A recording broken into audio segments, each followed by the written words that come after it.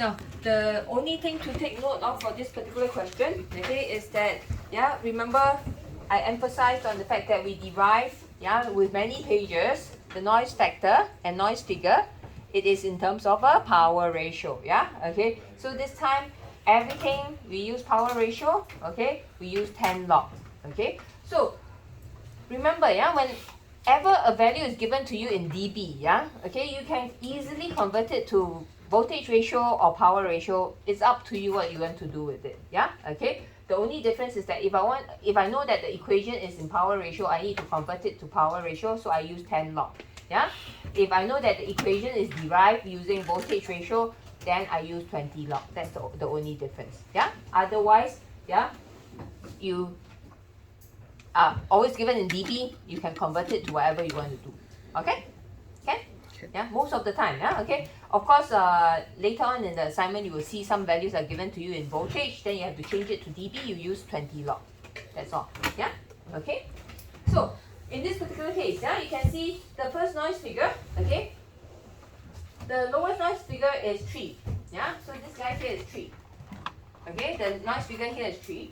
This value cannot be lower than 3. The minimum value here is equals to 3. Yeah, okay. In this case, because the gain is quite high, yeah, so the noise is slightly higher than 3. It's about 4 point something. Okay, so this also gives you a sort of an assurance of what kind of gain you want to get. Yeah, okay. So because the gain is quite high, yeah, it should be quite close to 3. It's, in this case, it's 4.76. Yeah, okay. Now the second one. Once you reduce the gain, you can see that once you reduce the gain, the noise figure is largely affected. Yeah, instead of 3, it's shot up by 15 dB. Yeah, almost 15 dB. Okay, to 17.1. Okay, so this example here shows you the importance of having a high gain and low noise first stage. Okay. Now I have a second example, okay, but we talk about the noise temperature first, yeah, okay.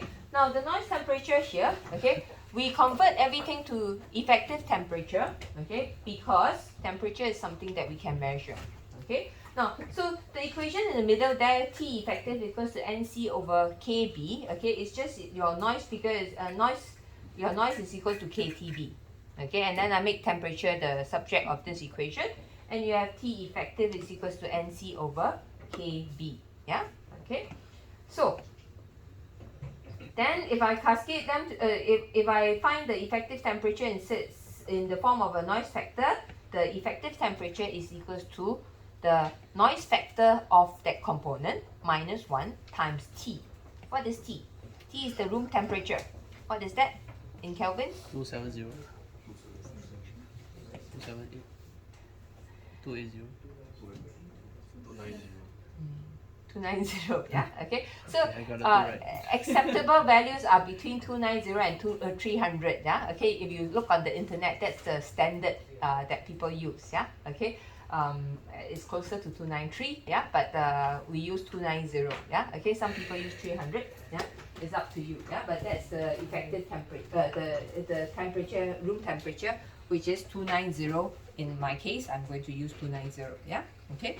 So when you cascade it together, you will see a very similar formula, but this time with the temperature, you no need to minus 1, that's all, yeah, okay. Again, you have the effective temperature of the second component divided by G1 and so on and so forth, yeah, okay. Now I'm going to go a little bit faster because I still have a few more slides to cover, yeah, okay. So again, this time, yeah, I'm going to start off with the example here, okay. This example here, yeah, okay, I have 2 points to bring up, okay, and that's why I want you to work it out, yeah, okay. Very quickly, okay, can you work this out, yeah. This time I have a amplifier connected with an attenuator, okay. The amplifier is the same as the first one, 20 dB gain, high gain, and low noise, yeah, 3 dB noise. And then the second one is an attenuator with an insertion loss of 20 dB, yeah. So for this guy, yeah, what's the gain? 20. Yeah. What's the gain? The loss is 20. What's the gain? Come on, you're on the right track, huh? 1/20. dB. Negative. Minus 20. Minus 20, yeah? Okay, so remember the gain is just the negative of the loss, yeah? Okay, so the gain here is minus 20 dB, okay? But we're not going to use it, so it's not a big problem. What's the noise? Cannot be no noise, right?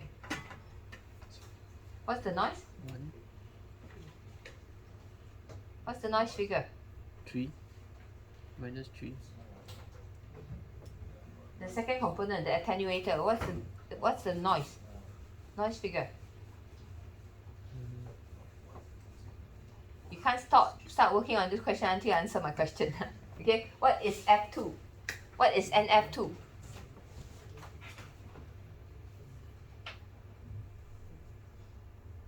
What is NF2?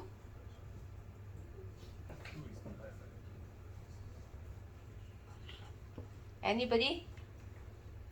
20 also. Thank you very much. Why?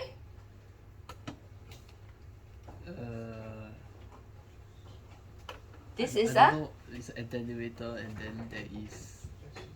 Thank you very much. Yeah, this attenuator is a passive circuit. Okay, because it's a passive circuit, the noise figure is equals to the loss. Yeah, so NF2 is equals to 20 dB. Yeah, and the gain is minus 20. Okay, this is useful information because if you cascade another thing on later on, you will see. Yeah, okay. So using that information, can you please calculate the overall gain? Okay. And then quickly swap the two. Yeah, put the attenuator in front. Okay, then the information about the minus 20 becomes useful. Okay, and then calculate the cascaded gain again. Yeah, okay. The temperature is just so that you can practice on temperature. Yeah, you don't need to do it in temperature. Okay, if you want, you can just use the normal noise factor. Yeah.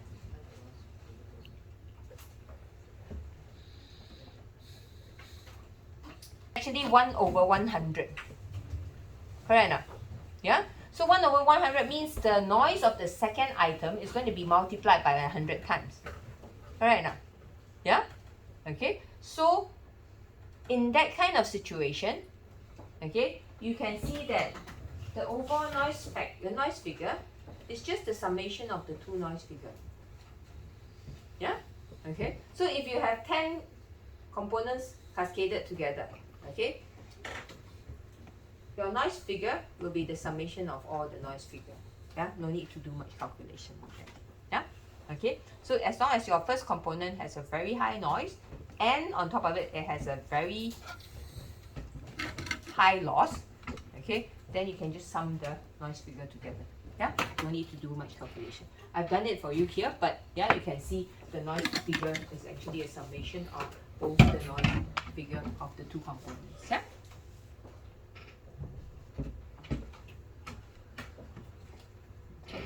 So now what do we use this noise figure for? Yeah, okay, we say the noise figure determines this P in minimum, yeah, the minimum noise floor there, okay. So we determine this P in minimum, okay. We are going to derive this minimum power, yeah. We want to see how we come out with this noise power, the minimum power here, okay. We start off with the same equation, yeah. The noise factor is equal to the signal to noise ratio at the input over the signal to noise ratio at the output, okay. Now, the signal at the input, we change it to SIG, yeah? So the power of the signal, yeah? Okay? And then the noise at the input is equal to I mentioned it so many times, come on. Noise at the input. Thank you very much, yeah? KTB, yeah? Okay, so in this case, yeah, okay, I change it to, yeah, we change it to PRS, yeah, the resistor noise, okay, and it says that it's per bandwidth, yeah, okay, so per bandwidth means just KT, yeah, make sense? Yeah, because I divide away the bandwidth, yeah, okay, why do I divide the bandwidth? Because I want to put it out as a separate term, okay, that's why later on I put it back in, yeah, okay, so PRS is just equals to KT, okay, Now, then I just swap the equation around. Yeah, I put the signal input as the subject of this equation, and then I get this equation here. And then the next stage is I put in the bandwidth here. I multiply back the bandwidth. Yeah, so it becomes KTB again. Yeah, KTB. Yeah, okay. So I multiply it back and I get equation 5 over here. Okay. Now the next step in the next slide is I'm going to do a 10 log of everything. Yeah, okay. So multiplication becomes plus sign, division becomes minus sign. Yeah, there's no division here, so everything is a positive sign. Yeah, so I will have my KTB, sorry, KTB, okay, the noise figure, and the signal to noise ratio over here. Okay, KT, if I substitute into here and change it into dBm form, okay, it becomes minus 174 dBm. Yeah, okay. Notice that this 1000 is because it's with respect to a milliwatt. Yeah, okay. So divide by 1 milliwatts, okay, which is times 1000. Yeah, okay. So you become minus 174 dBm. Okay. So this tells me that my P in minimum is equal to the noise floor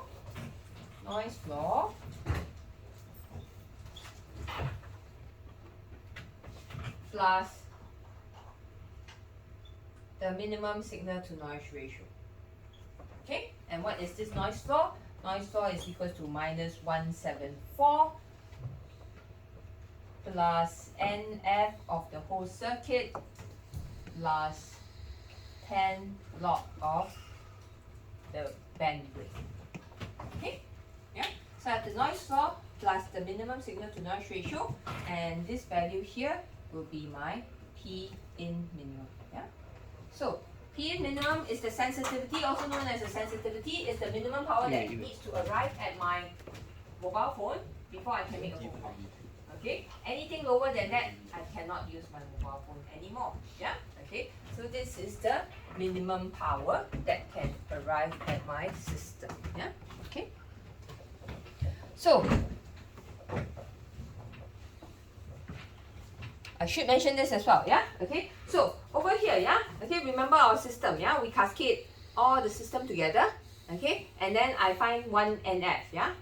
Okay. That one NF I put in here, and then I find my mobile phone's sensitivity. Okay. Yeah. Okay. Yeah. Okay. So this one, no individual component P in minimum. Yeah. Not like that. Yeah. Okay. Whole system. After I built my mobile phone, I use the equation before, find the cascaded noise figure. The cascaded noise figure, I come in here. This is my mobile phone's P in minimum. Okay with that? Yeah? Okay, yeah, understand. Yeah, individual components don't have P in minimum one. Yeah? Okay? Yeah? So that's your minimum. Yeah? Okay?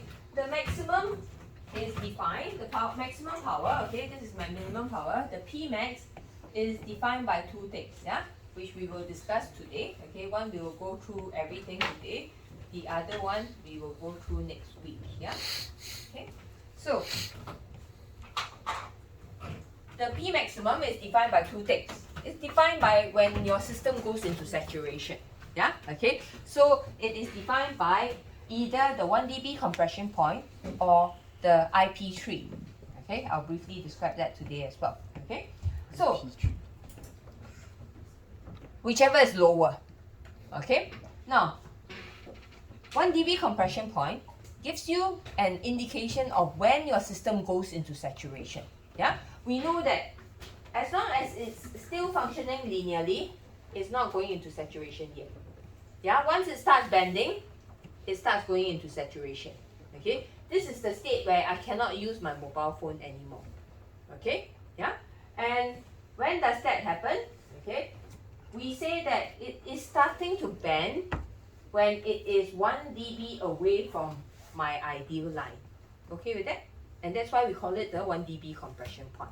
We say that I want it to perform like that, but it doesn't perform like that. At some point it starts dropping. If it drops by 1 dB, it's going into saturation.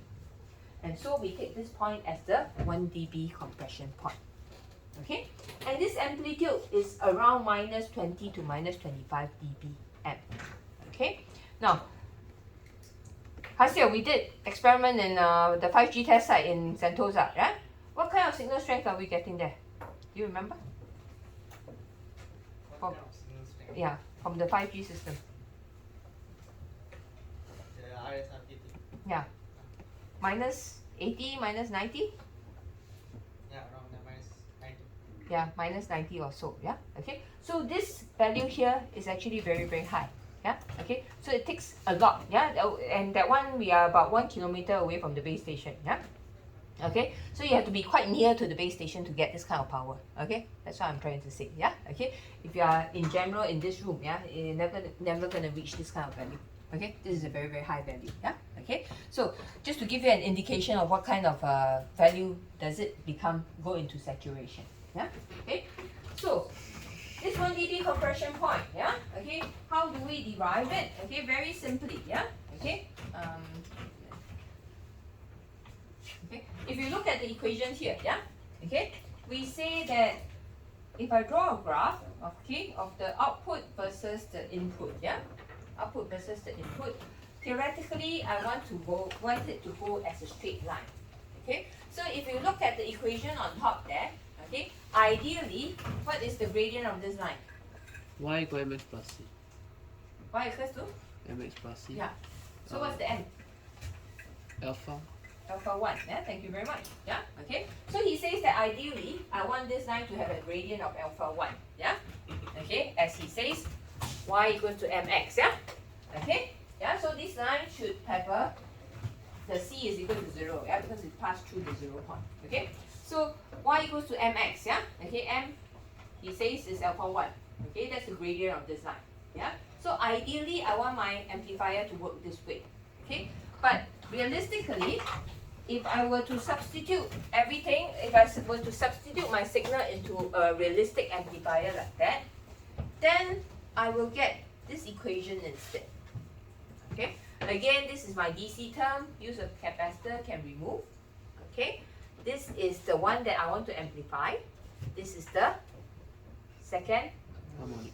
Thank you. And this is the third harmonics. Yeah. Okay. Multiple of the same frequency is known as a harmonics. Yeah. Okay. So I have second harmonic and third harmonic. Okay. Now this is the actual line itself. So the actual line is this black line here. Okay. What amplitude does this black line have? This black line has an amplitude of alpha 1 plus 3 alpha 3 a squared over 4. Yeah? So this black line has this equation here. Okay, this amplitude. Okay? Yeah? So we say that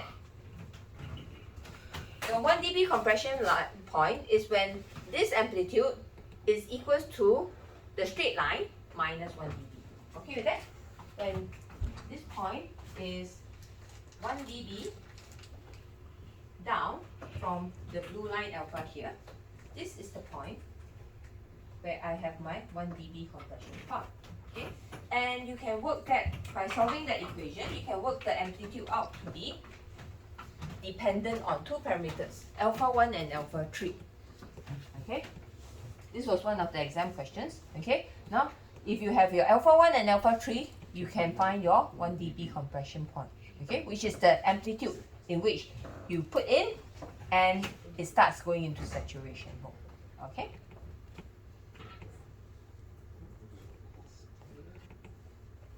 Okay. Now, we say that this maximum power, yeah, okay, can also be determined by what we call intermodulation product. Okay, now what is intermodulation? Yeah, week 1 we briefly talked about this. Intermodulation is the mixing of two different frequencies. Okay, remember if I have multiple times of the same frequency, it's called harmonics. When two different frequencies mix together, we call intermodulation.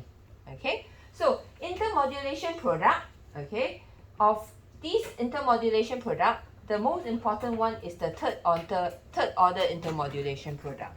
Okay, now what is this third order intermodulation product? Okay, now we need to have two different frequencies. Yeah, so you see this time the input has two different frequencies, F1 and F2. Okay, I put it into the nonlinear model again. Yeah, because all my system, if it's active, it will have a nonlinear model that looks like that. Okay, so I put that in and this whole load of things comes out. Okay, now let's look at the items here. Yeah, this one we call second order intermodulation. Why? Because second order, because there's two different frequencies. Okay, and it's a mixture of two different frequencies, so it's called the intermodulation. Yeah, okay, there's a missing negative sign down here. Okay, it should be F1 minus F2 and F1 plus F2. Those are all called the second order intermodulation. These four frequencies are called the third order intermodulation. Because I have two of this frequency and one of this frequency, is called third order. I have two of this frequency and one of this frequency is called the third order intermodulation product. Okay, so these two are the third order intermodulation product. In the previous slide, these are the things that is going to create a problem. Okay, which we will look at in a very short while. Okay, and then these are the fundamental component. It's just F1 and F2. Fundamental, what we want. Yeah, the amplified version of the original signal. Okay, so now of these formulas here, yeah, of these products here, okay, what is important here, yeah, okay.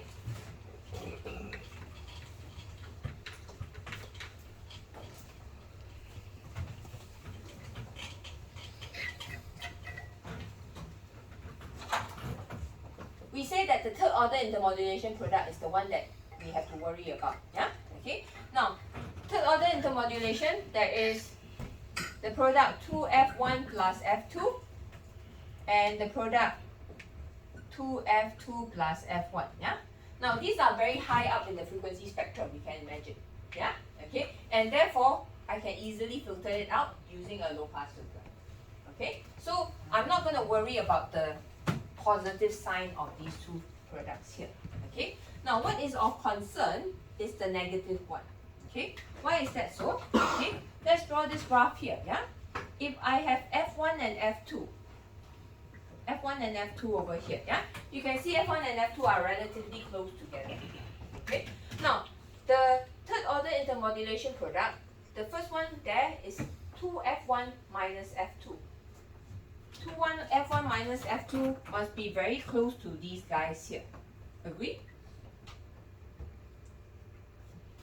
Why is that so? Because if F1 and F2 are very close together, 2F1 minus F2 is almost like 2F1 minus F1 is 1F1. So it must be very close to F1. Agree?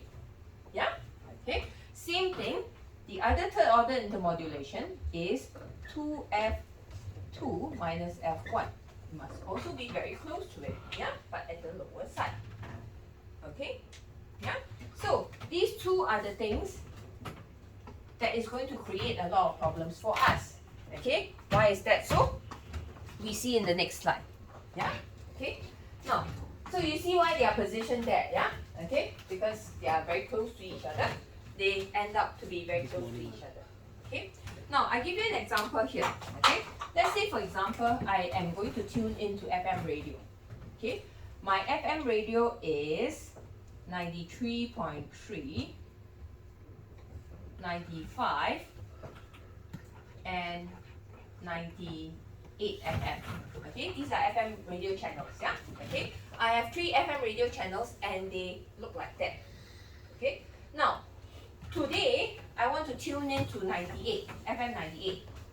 Okay.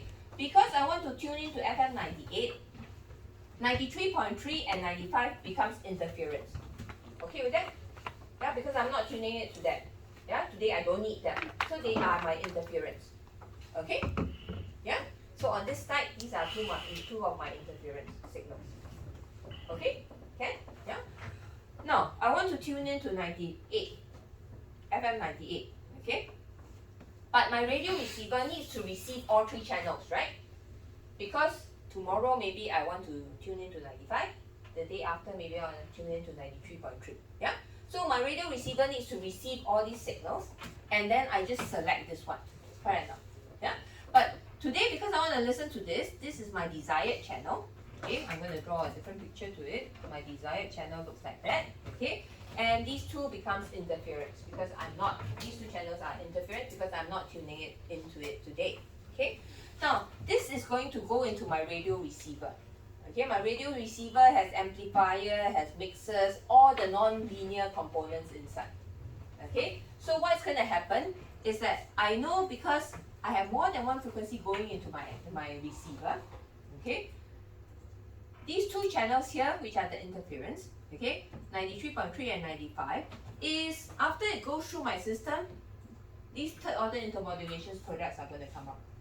Can you see that? Yeah? Okay, so at the output of my system, 93.3 and 95 is going to create these two intermodulation products. Okay? Yeah? Because this system is non-linear. Okay? Yeah? So, at the output it looks like that, right? Okay? But my 98 is also over here. Okay? This is the channel I want to tune into. But the intermodulation product is higher than my desired channel itself. Do I have enough signal to noise ratio to tune into that channel? Cannot, right? So there's no way I can tune in. Okay? My radio receiver is not going to function. Okay with that? Yeah? And that is the intermodulation product issue. Okay? How do we solve that? We'll talk about it next week. Okay? Yeah? Okay.